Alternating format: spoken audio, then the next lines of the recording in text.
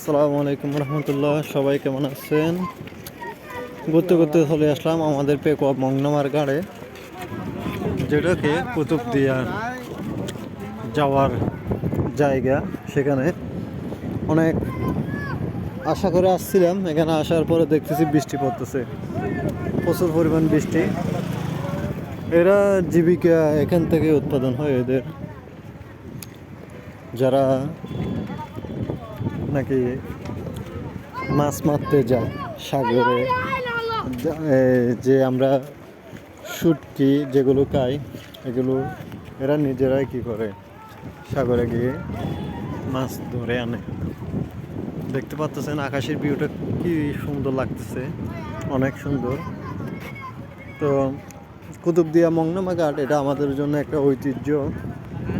এখানে না আসলে বুঝতে পারবেন না কত যে সুন্দর, কত যে ভিউ, কত যে সুন্দর একটা জায়গা।